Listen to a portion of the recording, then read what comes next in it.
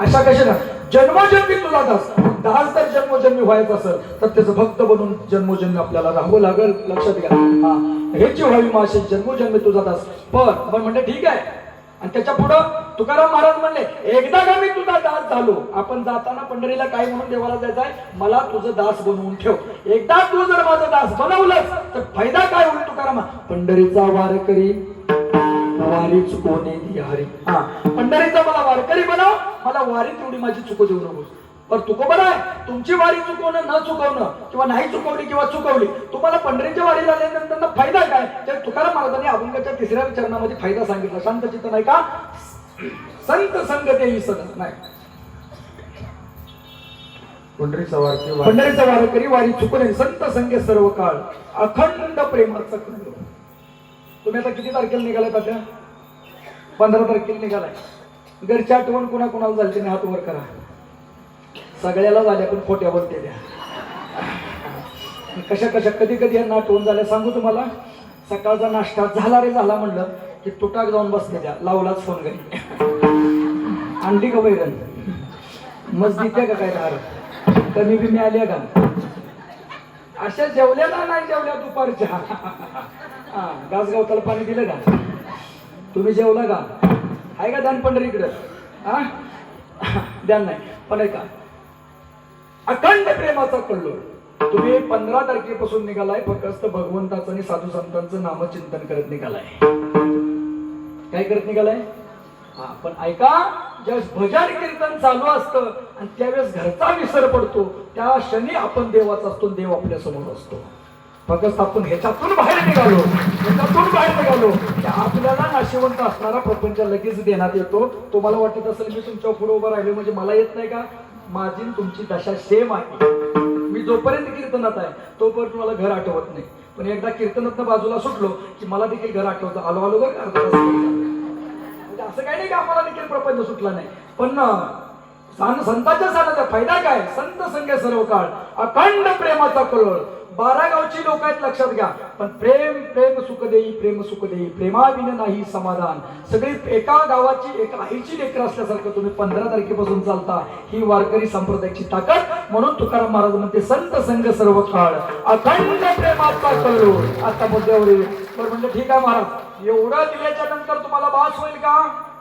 तुकाराम महाराज म्हणले नाही देवा तुम्ही आता इतकं समर्थ मला देण्यासाठी झालात तर एक काम करा. त्याच्या वारीले चंद्रभाग्य स्नान आणि तुका मागे हेची दान. आता तुला सर्वांना प्रश्न पडला असेल तुकाराम महाराजांनी चंद्रभागेचं दान का मागितलं असेल.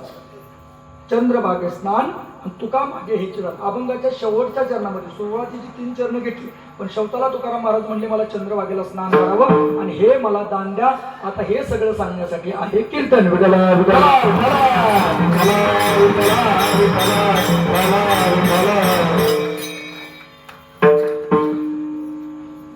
परवा दिवशी तुमची माझी जांभोणीमध्ये भेट झाली.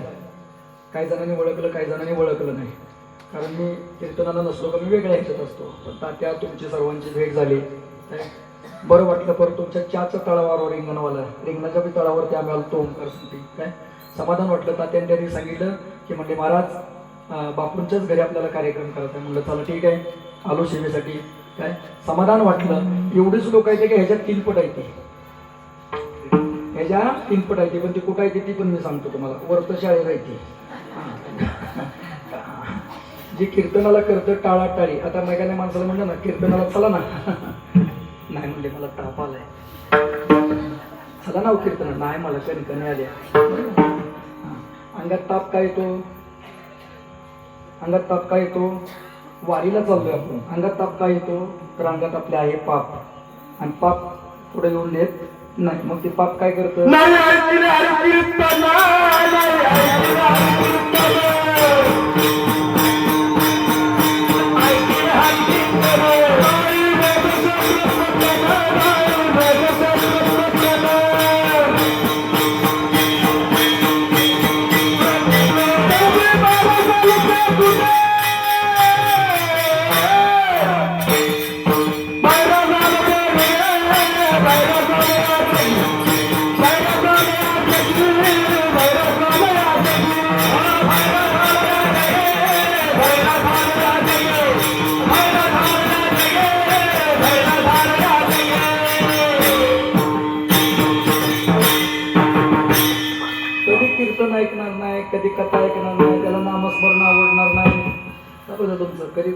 नाही आवडणार. त्याचं कारण सांगू, अंगामध्ये पाप.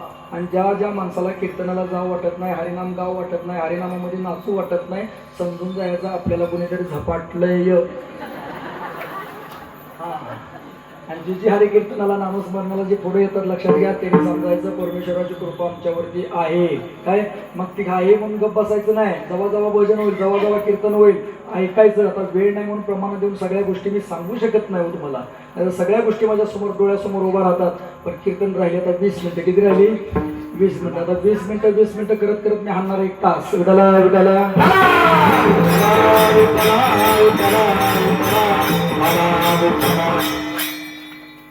जेव्हा पंढरपूरला आपण निघालोय, कुठं निघालोय? ज्या पंढरपूरला निघालोय, जेव्हा कोठेच नव्हते काही, तेव्हा होते पंढरपूर. आणि ते पंढरपूर कसं होतं हे मी तुम्हाला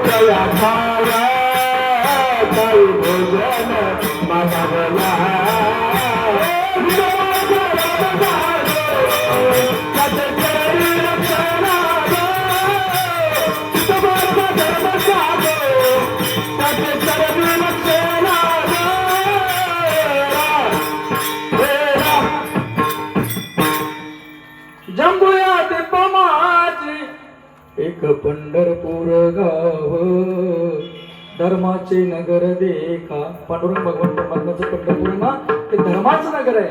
पण त्याच्यापासून काय लक्षात घ्या, चला जाऊ तया ठाया काय भोजन मागाया. विठोबाचा धर्म जागो, त्याच्या चरणी लक्ष लागो. युगे 28 विठेवर उभा तो अक्षर भगवान परमात्मा पांडुरंग, तो आपल्या तुम्हा आम्हाला देण्यासाठी समर्थ आहे. काय आहे? समर्थ आहे. समर्थ असताना तो कसा आहे तुम्हाला सांगतो. नटखट या आणि शुद्ध होऊन जा. कुणी या, नटखट या, शुद्ध होऊन जा. दौंडी पिटे चोका मेळा. चोका मेळा सांगतात पांडुरंग भगवान परमात्म्याकडे येताना कटेवरती त्याचा हात आहे. समचरण दृष्टी विठेवरी साजिरी ते माझ्या हरी वृत्ती राहो. आणि ती वृत्ती साधू संतांची त्यांच्यापाशी राहिली. पण भगवान परमात्मा, आता तुम्ही उद्या परवा दिवशी पंढरपूरमध्ये जाणार आहात ना, तर तो भगवान परमात्मा खडेवरती हात ठेवले. समचरण दृष्टी आहे त्यांची.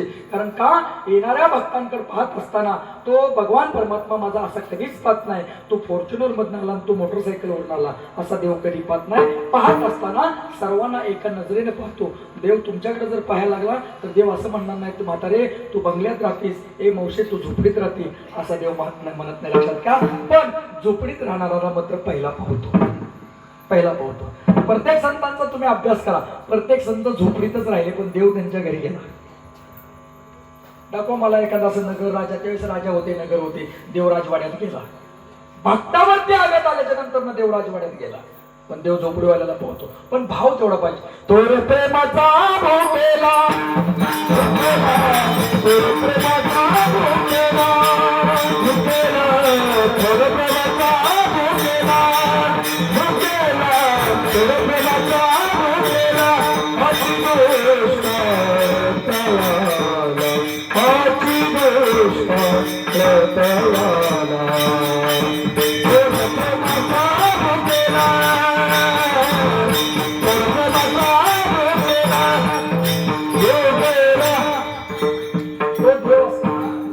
ज्या देवाकडे आपण निघालो ना, आपण ज्या देवाकडे निघालो ना, तू कशाचा देव भुकेलेला आहे? तुमच्या प्रसादाचा, केळाचा, फळाचा, पैशाचा, नारळाचा, कशाचा देखील तो भुकेलेला नाही. फक्त तो थोर प्रेमाचा भुकेला.